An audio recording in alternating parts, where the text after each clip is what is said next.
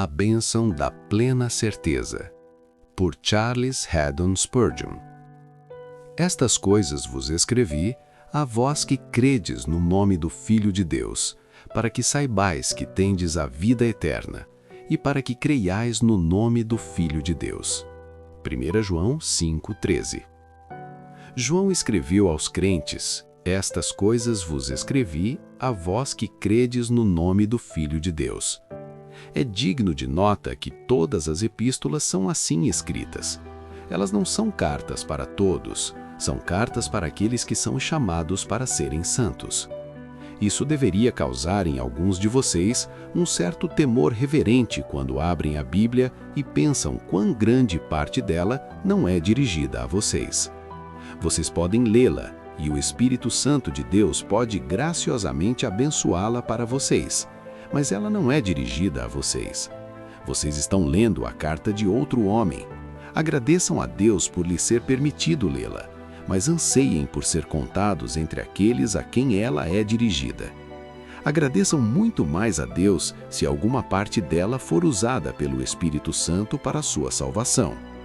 O fato de que o Espírito Santo fala às igrejas e aos crentes em Cristo deve levá-los a dobrar os joelhos e clamar a Deus para colocá-los entre os filhos, para que este livro se torne o seu livro do começo ao fim, para que vocês possam ler suas preciosas promessas como feitas a vocês.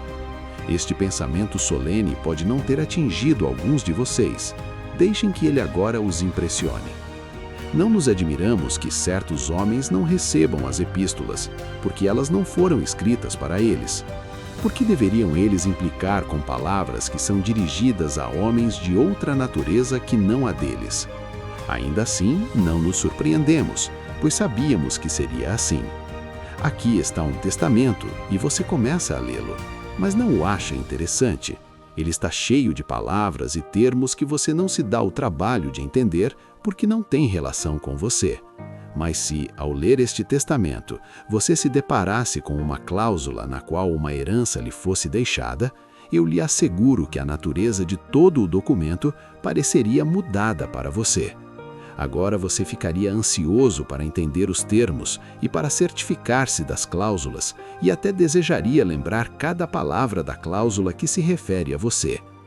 Oh, queridos amigos, que vocês leiam o testamento de nosso Senhor Jesus Cristo como um testamento de amor para vocês mesmos, e então o valorizarão acima de todos os escritos dos sábios.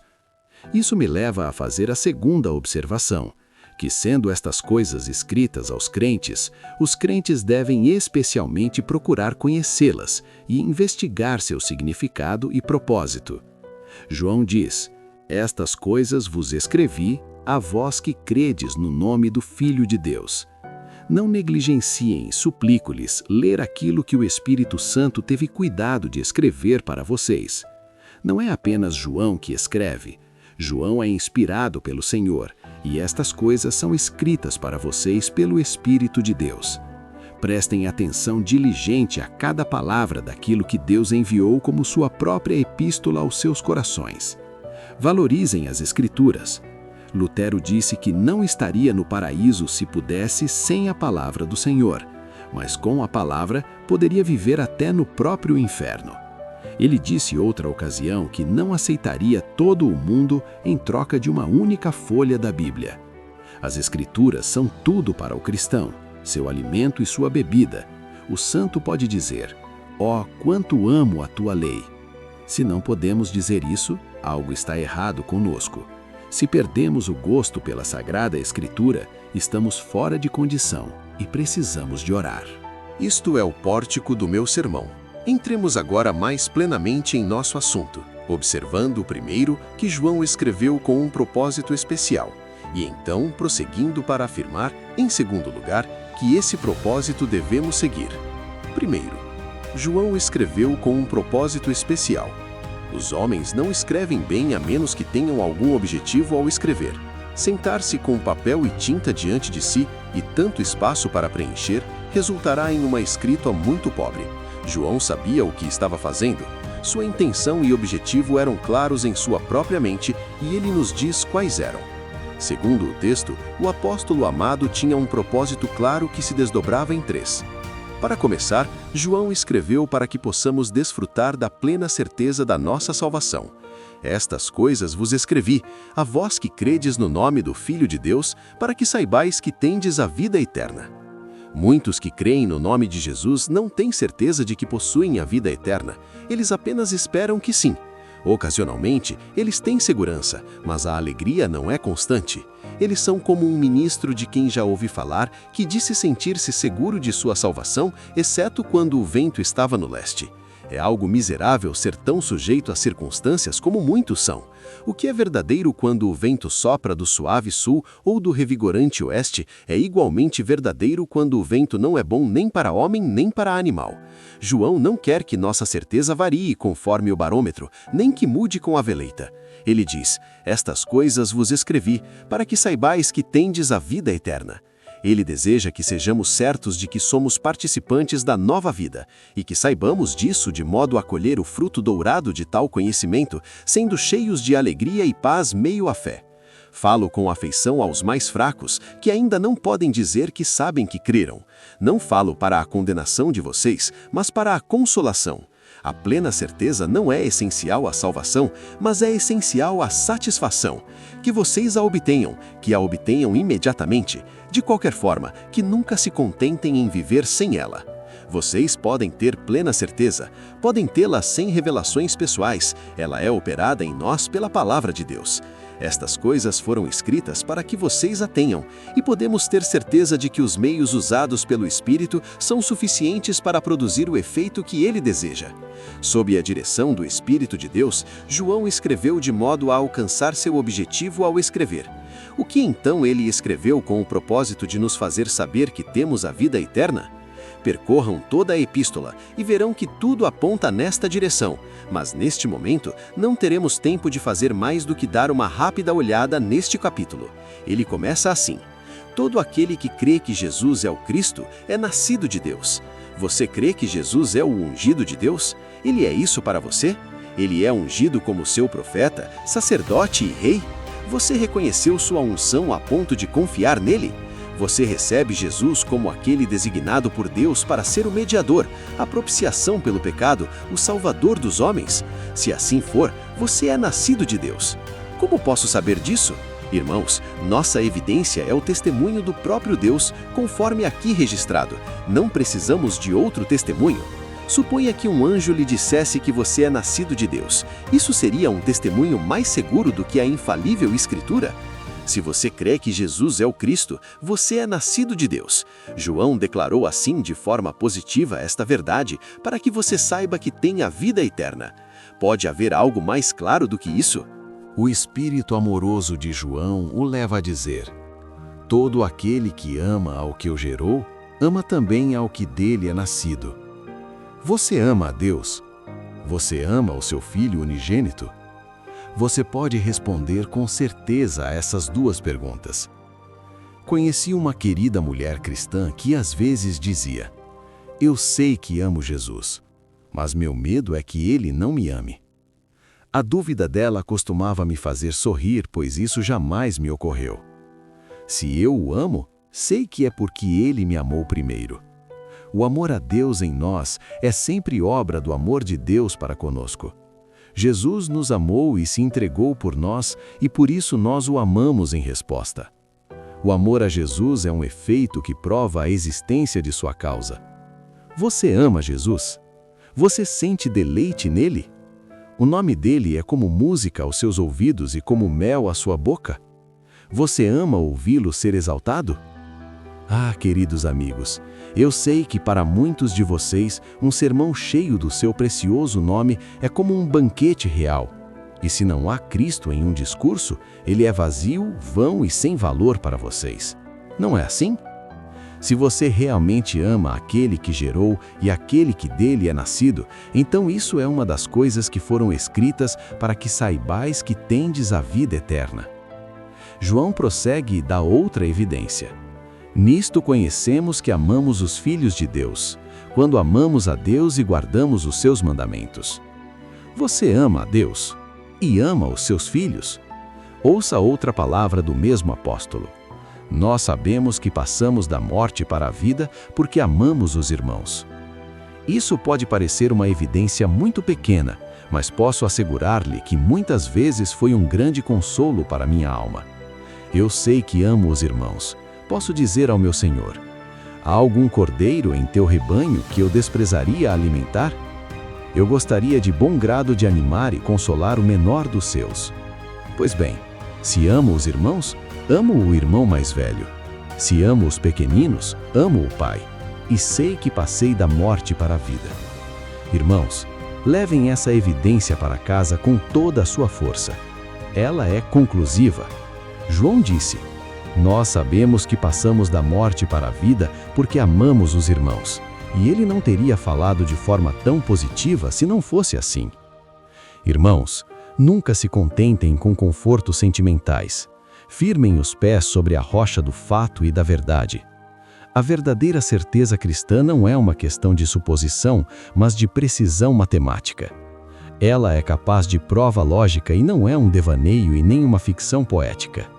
O Espírito Santo nos diz que se amamos os irmãos, passamos da morte para a vida. Você pode perceber se ama os irmãos como tais por amor a seu mestre e por causa da verdade que há neles. E se você pode dizer sinceramente que os ama assim, então pode saber que tem a vida eterna. Nosso apóstolo ainda nos dá esta evidência. Porque este é o amor de Deus, que guardemos os seus mandamentos, e os seus mandamentos não são pesados. A obediência é o grande teste do amor.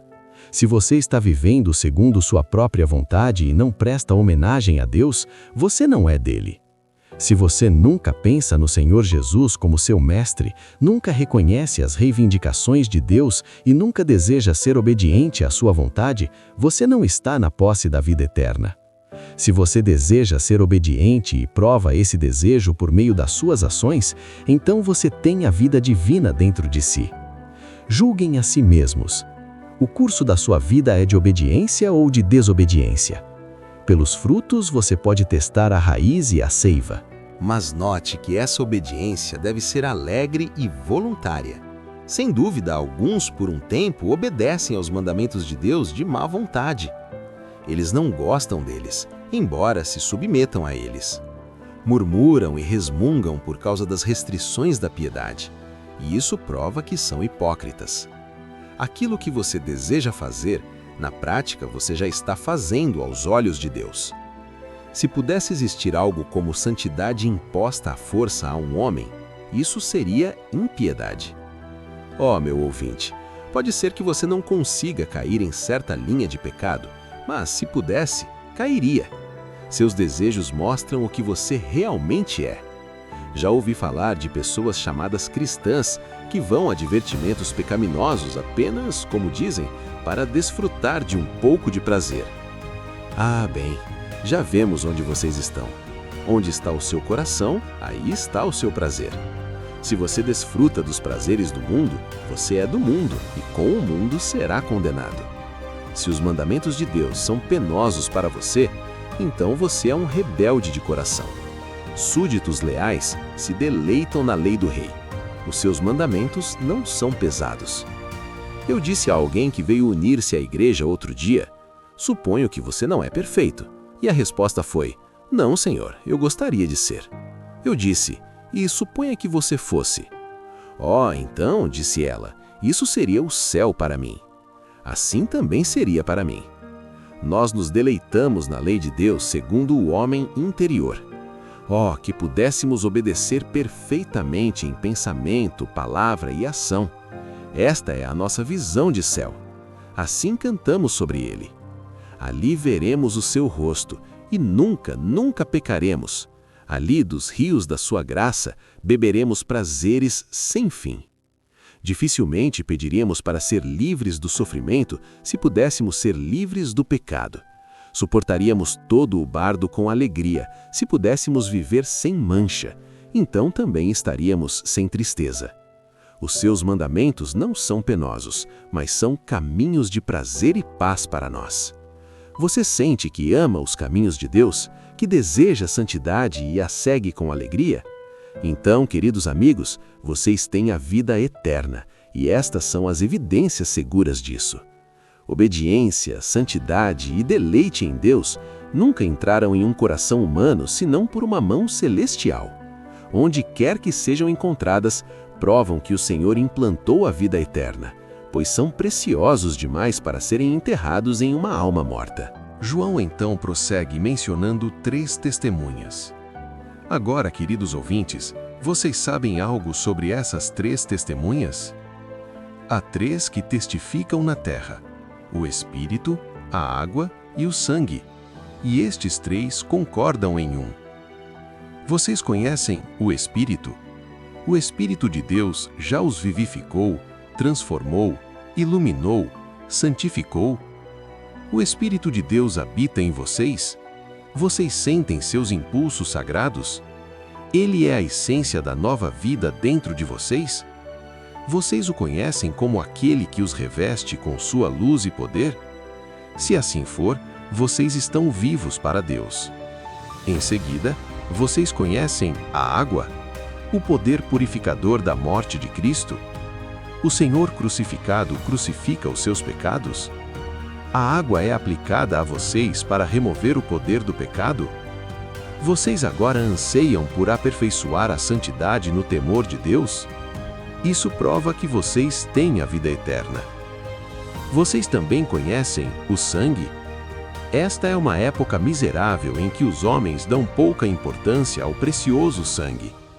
Meu coração quase se partiu, e minha própria carne se enfraqueceu ao pensar nas coisas horríveis que ultimamente têm sido ditas sobre o precioso sangue por homens chamados ministros cristãos. Ó minha alma, não entres no segredo deles. A sua assembleia, minha honra, não te unas.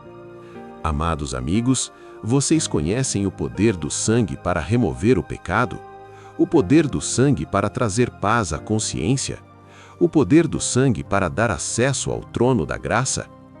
Vocês conhecem o poder vivificante, restaurador e consolador do precioso sangue de Cristo, que é representado na ceia do Senhor pelo fruto da videira? Então, pela boca dessas 3 testemunhas, o fato de vocês possuírem a vida eterna será plenamente estabelecido. Se o Espírito de Deus está em vocês, ele é o penhor da sua herança eterna. Se a água os lavou, então vocês pertencem ao Senhor. Jesus disse a Pedro: se eu não te lavar, não tens parte comigo. Mas vocês foram lavados e, portanto, pertencem ao Senhor. Se o precioso sangue os purificou da culpa do pecado, vocês sabem que ele também os resgatou da morte, e é para vocês a garantia da vida eterna. Oro para que, a partir deste momento, vocês desfrutem da luz combinada dessas 3 lâmpadas de Deus: o Espírito, a água e o sangue, e assim tenham plena certeza da fé. Mais uma coisa eu gostaria de observar. Leiam o versículo 9. O apóstolo coloca nossa fé e certeza sobre o fundamento de que recebemos o testemunho de Deus. Se eu creio que estou salvo por causa disso, daquilo ou de outra coisa qualquer, posso estar enganado.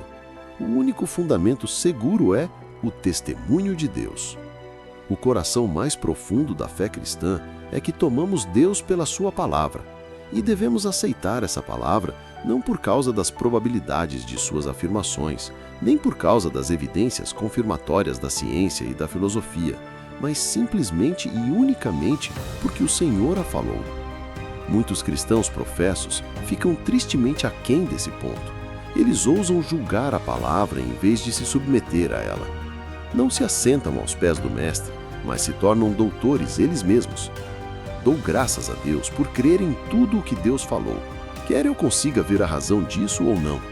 Para mim, o fato de que a boca de Deus falou isso ocupa o lugar de todo o argumento, seja a favor ou contra. Se Jeová disse assim, assim é. Você aceita o testemunho de Deus? Se não, você o fez mentiroso e a verdade não está em você. Mas se você recebeu o testemunho de Deus, então este é o seu testemunho, que ele nos deu a vida eterna, e esta vida está em seu Filho. Repito, se a sua fé se apoia na sabedoria dos homens e está baseada na habilidade de um pregador, ela falhará. Mas se ela está firmada na segura palavra do Senhor, permanecerá para sempre. E isso pode ser um sinal especial de que possui a vida eterna. Já disse suficiente sobre este assunto. Que Deus o abençoe a vocês. Que possamos ser capacitados, a partir do que João escreveu, a concluir sem dúvida que temos a vida de Deus dentro de nossas almas. Além disso, João escreveu para que saibamos que nossa vida espiritual é eterna. Observem bem isso, pois há alguns filhos de Deus que ainda não aprenderam essa lição tão consoladora. A vida de Deus na alma do crente não é passageira, mas permanente. Não é temporária, mas eterna. Alguns pensam que a vida de Deus na alma do crente pode se extinguir, mas como então poderia ser eterna? Se ela morre, não é vida eterna. Se é vida eterna, não pode morrer. Eu sei que enganadores modernos negam que eterno signifique eterno, mas você e eu não aprendemos o método deles de esvaziar o significado das palavras que o Espírito Santo usa. Nós cremos que eterno significa sem fim, e que se tenho a vida eterna, viverei eternamente. Irmãos, o Senhor quer que saibamos que temos a vida eterna. Aprendam então a doutrina da eternidade da vida concedida no novo nascimento. Deve ser vida eterna, porque é a vida de Deus. Nascemos de novo pelo Espírito de Deus por meio de uma semente viva e incorruptível, que vive e permanece para sempre. Disse que fomos feitos participantes da natureza divina. Certamente isso significa, entre outras coisas, que recebemos uma vida que não morre, pois a imortalidade faz parte da própria essência da vida de Deus. Seu nome é Eu Sou o que Sou. Ele tem vida em si mesmo, e o Filho tem vida em si mesmo, e dessa vida nós somos participantes. Este foi o propósito dele quanto ao seu Filho, que ele desse a vida eterna a todos quantos o Pai lhe deu. Se é a vida de Deus que está no crente, e certamente é, pois ele nos gerou de novo, então essa vida deve ser eterna. Como filhos de Deus, participamos de sua vida, e como herdeiros de Deus, herdamos sua eternidade. E a vida eterna é esta, que conheçam a ti, o único Deus verdadeiro, e a Jesus Cristo, a quem enviaste. Amados, nosso Senhor Jesus Cristo chama a vida do seu povo de vida eterna. Quantas vezes cito este texto? Parece estar sempre na ponta da minha língua. Eu dou às minhas ovelhas a vida eterna, e elas jamais perecerão, e ninguém as arrebatará de minha mão. E novamente, aquele que crê nele tem a vida eterna. Não é uma vida temporária, não é uma vida que em certo momento envelhece e morre, mas vida eterna. Será nele uma fonte de água a jorrar para a vida eterna. Esta é a vida de Cristo dentro da alma. Porque já estáis mortos, e a vossa vida está escondida com Cristo em Deus. Já não sou eu quem vive, mas Cristo vive em mim. Quando Cristo, que é a nossa vida, se manifestar, então vós também sereis manifestados com Ele em glória. Se a nossa vida é a vida de Cristo, não morreremos até que Cristo morra. Se nossa vida está escondida nele, nunca será descoberta e destruída, até que o próprio Cristo seja destruído. Descansemos nisso. Observem ainda como nosso Senhor expressa isso: porque eu vivo, vós também vivereis. Portanto, enquanto Jesus vive, seu povo deve viver, pois o argumento será sempre o mesmo: porque eu vivo, vós também vivereis. Somos tão unidos a Cristo que enquanto a cabeça vive, os membros não podem morrer. Somos tão um com Cristo que o desafio é lançado: quem nos separará do amor de Deus que está em Cristo Jesus nosso Senhor? Uma lista é apresentada de coisas que poderiam supostamente separar, mas somos informados que não podem fazê-lo, pois, em todas estas coisas, somos mais que vencedores por meio daquele que nos amou. Não está claro, então, que fomos vivificados com uma vida tão celestial e divina que nunca podemos morrer? João nos diz neste mesmo capítulo: Sabemos que todo aquele que é nascido de Deus não vive pecando. Ele não volta ao seu antigo pecado, não retorna ao domínio do pecado, mas aquele que é gerado por Deus guarda-se a si mesmo e o maligno não o toca. Amados, eu lhes suplico que mantenham firme e segura esta bendita doutrina da perseverança dos santos. Como anseio que saibais que tendes a vida eterna. Fora com esta doutrina de estar vivo em Cristo hoje e morto amanhã, doutrina pobre e miserável. Apeguem-se firmemente à salvação eterna por meio da aliança eterna, realizada pelo amor eterno para a vida eterna. Pois o Espírito de Deus escreveu estas coisas a vocês que creem no nome do Filho de Deus, para que saibam que têm a vida eterna. Mais uma vez, de acordo com o texto autorizado, embora não segundo a versão revisada, João desejava o aumento e a confirmação da fé deles. Ele diz, para que creiais no nome do Filho de Deus. João escreveu àqueles que criam para que crescem em um sentido mais enfático. Assim como nosso Salvador veio não apenas para que tenhamos vida, mas para que a tenhamos em abundância, também João escreve para que, tendo fé, possamos ter mais dela. Venham, amados, escutem por um momento isto. Vocês têm o leite da fé, mas Deus quer que tenham este creme da certeza. Ele deseja aumentar a sua fé, que vocês creiam de forma mais ampla. Talvez vocês não creiam em toda a verdade porque ainda não a perceberam. Havia membros da igreja de Corinto que não criam na ressurreição dos mortos, e havia Gálatas que estavam muito confusos quanto à justificação pela fé. Muitos cristãos têm uma fé limitada por ignorância da mente do Senhor. Como certas tribos de Israel, eles conquistaram apenas um território pequeno até agora, embora toda a terra seja deles, de Dan a Berseba. João quer que ampliemos nossas fronteiras e aumentemos os limites da nossa fé. Creiamos em tudo o que Deus revelou, pois toda a verdade é preciosa e praticamente útil. Talvez a sua fé doutrinária tenha sido pobre e superficial. Ó, que o Senhor transforme a água em vinho. Muitos de vocês vivem de leite, embora sua maturidade já os capacite a se alimentar de comida sólida. Por que permanecer na dieta de bebês? Vocês que creem são exortados a entrar e sair e encontrar pastagem. Percorram toda a revelação de Deus. Será bom para vocês se a sua fé também aumentar em intensidade. Ó, que vocês possam crer mais plenamente naquilo que já creem. Precisamos de percepção mais profunda e convicção mais firme. Nenhum de nós ainda crê plenamente. Muitos de vocês apenas passam de leve pelas águas da verdade. Bendita é a asa que toca a superfície do rio da vida, mas infinitamente mais bendito é mergulhar em suas profundezas.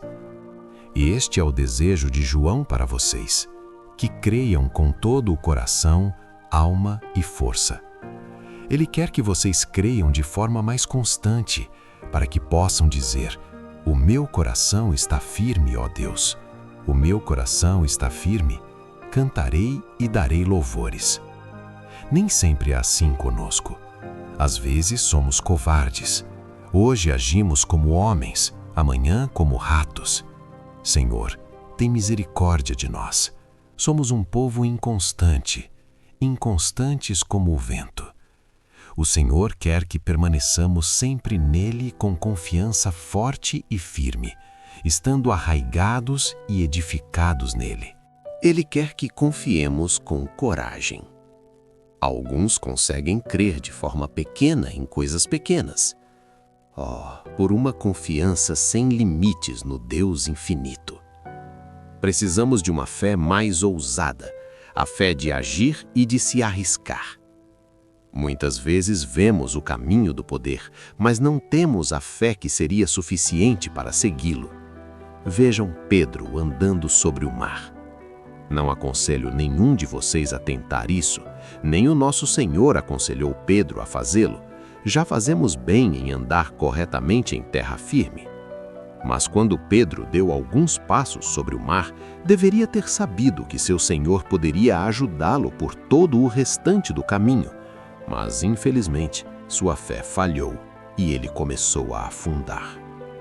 Ele poderia ter caminhado até Jesus se tivesse continuado crendo. Assim acontece conosco. Nossa fé é suficiente para um impulso inicial, mas não tem constância. Oh, que Deus nos conceda crer de tal maneira que não apenas passemos por uma ou duas ondas, mas que andemos sobre as águas até o fim. Se o Senhor lhe ordenar, você pode passar pelo fogo e não se queimar, pelas águas e não se afogar. Que o Senhor opere em nós uma fé assim, destemida, despreocupada e vitoriosa. Também precisamos que a nossa fé aumente no sentido de se tornar mais prática. Algumas pessoas têm uma fé bonita como um objeto brilhante na sala de estar, mas inútil. Precisamos de uma fé para o dia a dia, não para ser admirada, mas para ser usada. Irmãos e irmãs, precisamos de fé para a cozinha e a despensa, tanto quanto para a sala e o jardim.